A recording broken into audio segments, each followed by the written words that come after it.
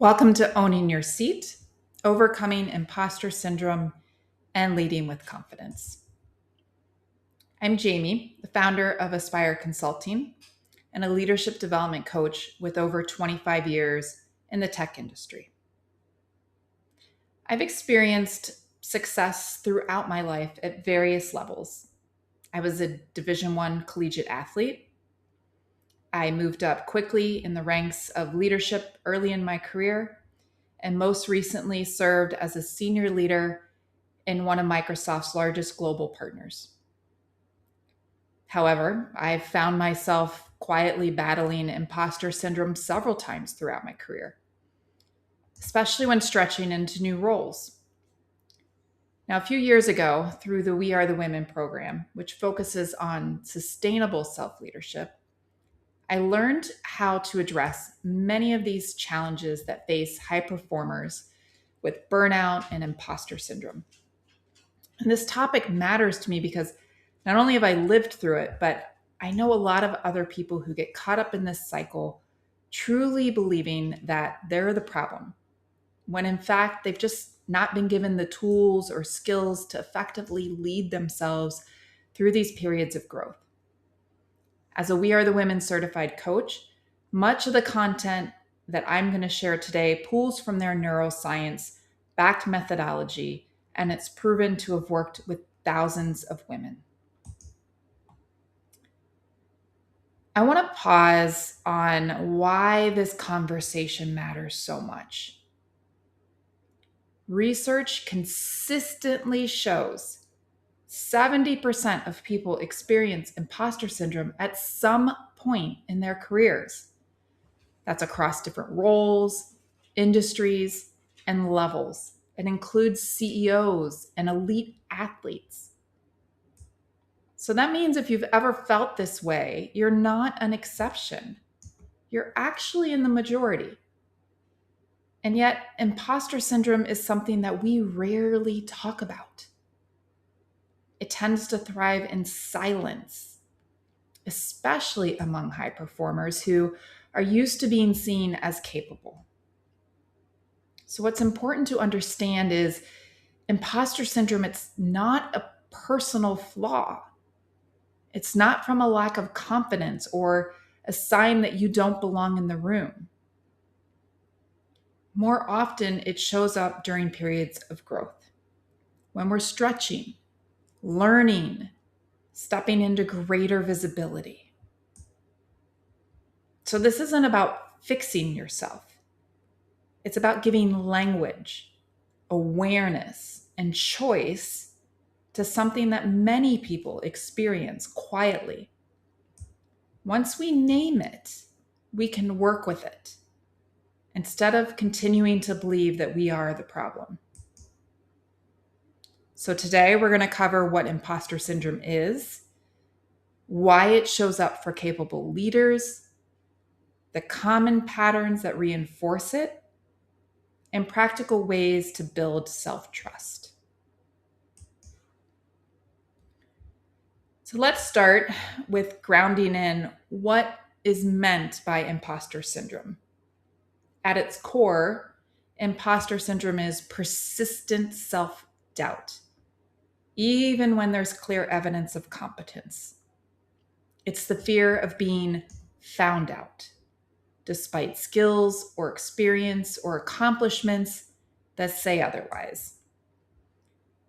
And just as important, it's not a lack of ability. It's not a confidence defect. And it's not something only early career professionals experience. One of the most persistent myths about imposter syndrome is that it mainly affects people who are new, inexperienced, or underqualified. When in reality, the opposite is often true. Imposter syndrome most commonly shows up in high achievers who care deeply, set high standards, take pride in their work. It tends to surface during moments of transition, when you're stepping into a new role, when you're taking on greater visibility, or being asked to lead at a higher level. Now, interestingly, it often affects leaders who care the most, who are conscientious, those who want to do right by their teams and take their responsibility seriously. So, if you've experienced imposter syndrome, it doesn't mean you're not capable. It often means that you're growing, you're stretching beyond what feels familiar. And that's an important reframe. Imposter syndrome is not a signal that you don't belong. It's a sign that you're operating at the edge of your current comfort zone. And edges are where growth happens. Does this sound familiar to you? Are there other ways that imposter syndrome has shown up for you? Growth creates uncertainty. Our minds look for ways to reduce that uncertainty. And over time, those responses tend to form a familiar cycle. It usually starts with doubt or this fear of exposure. And that doubt triggers overfunctioning, which often leads to external success. But instead of absorbing that success, we discount it. I just got lucky. Anyone could have done that. And then the doubt returns. And each part of this cycle temporarily reduces anxiety, but reinforces self doubt. That's why it feels so hard to step off. The doubt leads to vigilance. Over preparing is looking for control.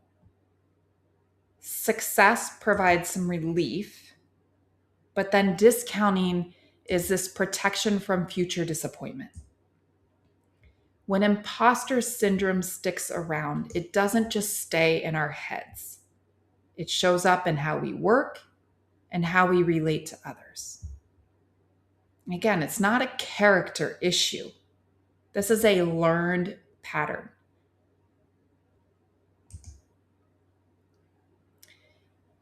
So, as we've seen, the imposter cycle doesn't really resolve itself. It just keeps looping.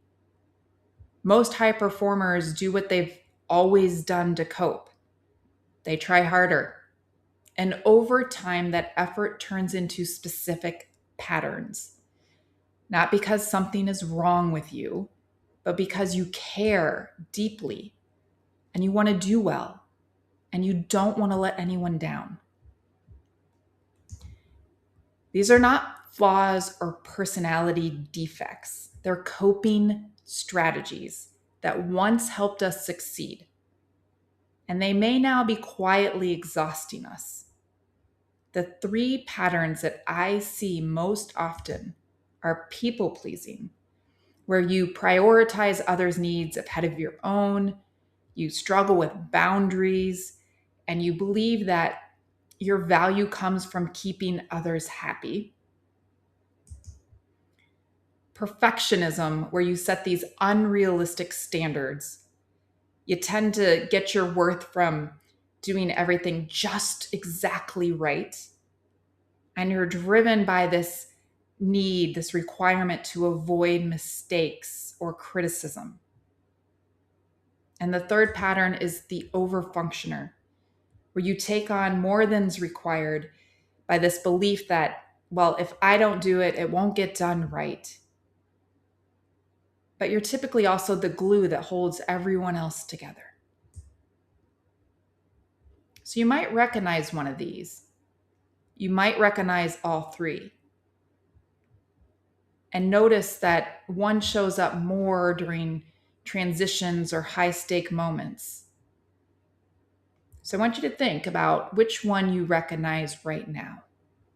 The people pleaser, the perfectionist, or the overfunctioner, or perhaps a mix of these. The goal isn't to judge yourself, it's just to notice which strategies you tend to use when doubt shows up. Because awareness is the first place change begins. These high performer patterns, they are how self-doubt shows up on the outside, but they're typically fueled by something on the inside. And that's where the inner critic comes in. Before we go into the inner critic itself, I want to offer a helpful frame here. Our minds have both a conscious or logical part and a largely unconscious part whose primary job is protection. This unconscious mind isn't concerned with our growth or fulfillment. Its only concern is safety, staying accepted, avoiding failure, not being exposed. And that's where the inner critic comes from. This protective system. It's not trying to harm you, it's trying to prevent pain, but it's operating with past data. That's the issue, is not that it exists at all, it's that it's using these outdated rules in a new situation. So once you understand the inner critic as a protective voice, we can look at how it shows up for us in the moments of this fear and this doubt. The inner critic doesn't typically sound like a single harsh statement. It's usually a tone or a running commentary in the background. It might show up for you as confusion. Why does this feel harder for me than everyone else? It could show up as doubt. Maybe I'm not as capable as they think. For some, it's worthiness. Do I really belong here? It might sound like judgment. I should know this by now. Or comparison. Everyone else seems more confident, more prepared, more qualified than me. Now, for me personally, this typically shows up through comparison and enoughness. So I want you to reflect on an example of how your inner critic tells you different stories. And notice that none of these voices are actually saying you're failing.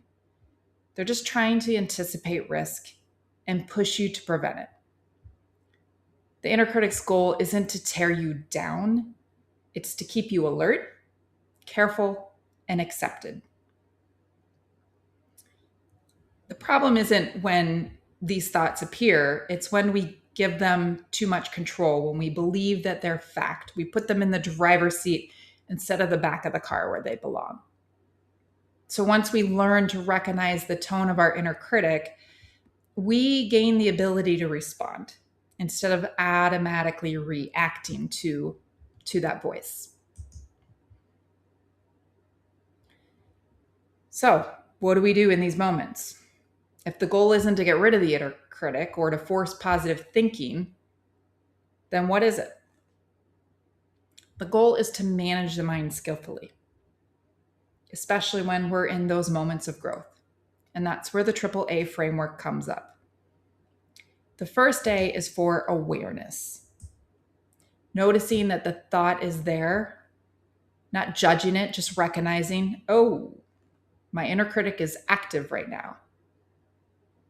So this awareness creates a pause, and that pause gives us a choice. The second step is acceptance. This is where curiosity happens. Instead of arguing with the thought or trying to make it disappear, we ask, is this thought helpful? Is it accurate? Is it protective, but outdated? This is where we stop treating every thought as fact. And then the third step is action. And this is where we get to refocus the mind, where we consciously choose an alternative thought that is more supportive. This isn't blindly positive, but it's grounded and useful. Something that helps us move forward rather than spiraling. We're not ignoring the fear or the doubt. We're acknowledging it and we're choosing how much influence it gets. Now, this AAA framework, it's not silencing the inner critic. It's just keeping it from running the show. And over time, practicing this builds something more powerful than confidence. It builds self-trust. So imagine this. You're preparing for an important meeting, maybe with a senior leader or a client or a group where you're highly visible. You know the topic, you've prepared, but as the meeting approaches, a familiar inner dialogue starts up. So the first is awareness. You notice a thought like, oh, I hope I don't say the wrong thing. Or what if they see the gap in my knowledge? Instead of spiraling, you pause and you simply name it. Oh, there's my inner critic showing up right on cue. No judgment, no correction, just notice. That moment of awareness is where the cycle begins to slow. Next, we get curious. We ask ourselves, is this actually a fact? Is it protective response instead? If this thought had a positive intention, it might sound like, I want you to be prepared. I want to help you avoid embarrassment. You don't have to agree with it. You just acknowledge what it's trying to do. And this is where we stop treating every thought as truth. And then action. A conscious refocus. You choose an alternative thought that's grounded and supported. I don't need to be perfect to add value. I've prepared enough for this conversation. It's okay to think while I speak. Now, notice how that alternative thought changes your internal state, even slightly. We're not eliminating nerves. We're choosing a thought that allows us to show up anyway. This is what managing the mind looks like. Not forcing confidence, not silencing doubt, just noticing, contextualizing, and choosing where to place attention. And every time you do this, you strengthen self-trust. Not because the inner critic disappears, but because you're no longer letting it lead. This framework becomes especially powerful when we apply it to tendencies like perfectionism and overfunctioning.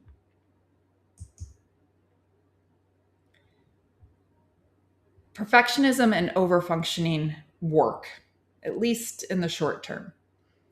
Being hyper prepared, doing more than expected, holding ourselves to extremely high standards, they can seem to reduce anxiety in the short term. They give us a sense of temporary control. But here's the catch. When success comes through over efforting, our brain does not learn, I'm capable. It learns, I survived because I pushed harder. So you're not growing confidence. You just keep moving the standard further out of reach. That's why perfectionism and overfunctioning can look like confidence on the outside, but feel very fragile on the inside. They create safety, not self-trust. Reflect on whether or not this resonates with you.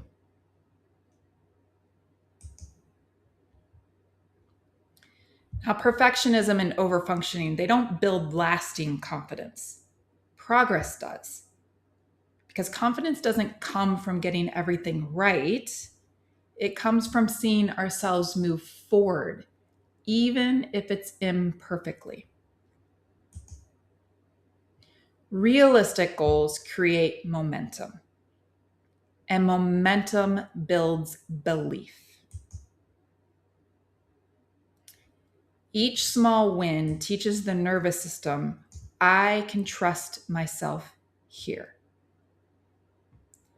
And for overfunctioners, progress doesn't look like doing something better. It often looks like doing less and letting that be enough. Not stepping in, not fixing, not taking on responsibility that doesn't actually belong to you. The restraint is progress, and it's one of the hardest and most powerful forms of growth. So, the question that I encourage you to come back to is, what would good enough look like here? What would make it possible?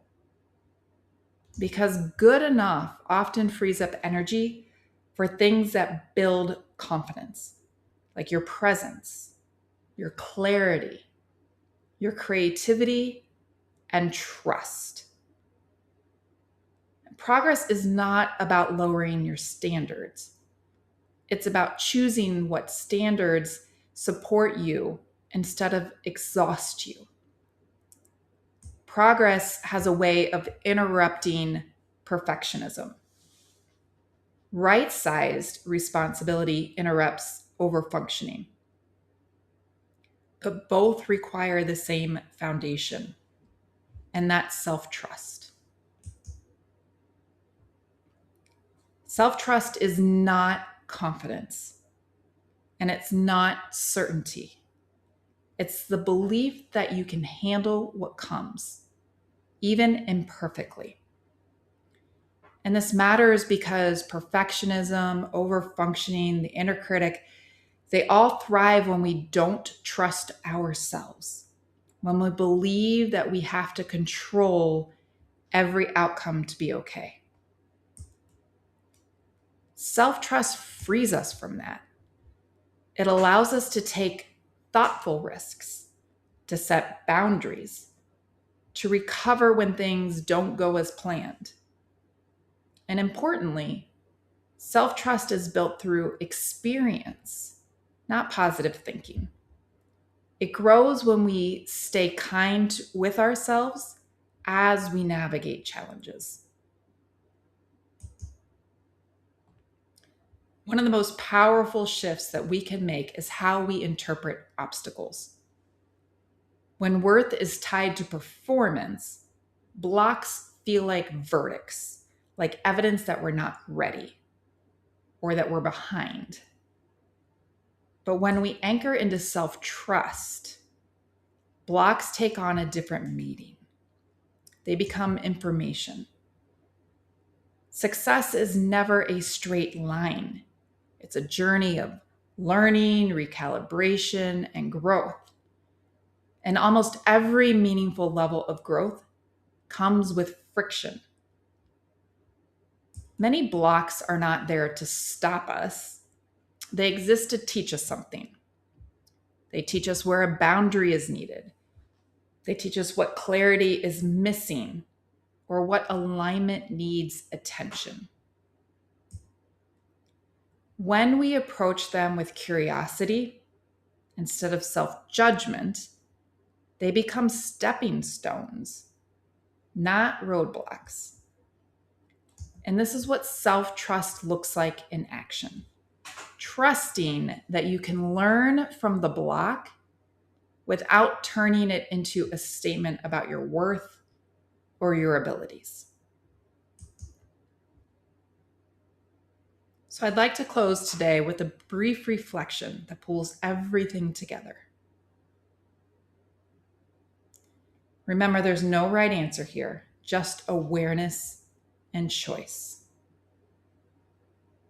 As you think about everything we've covered today, What is one way that you want to relate differently to self-doubt?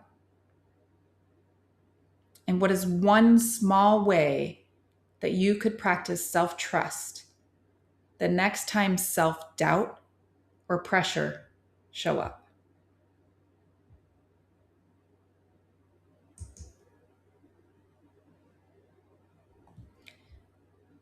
I want to bring us back to one simple truth. Imposter syndrome does not mean you don't belong. More often, it means you're growing. When we learn to notice the inner critic, when we loosen perfectionism, when we choose progress over effort, something important starts to shift. We stop trying to prove ourselves and start trusting ourselves. And that trust is what allows us to move forward, to learn from obstacles, and to stay in the journey without needing to be perfect along the way. Thank you for listening today. I'd love to hear from you and how this conversation resonated. Thank you.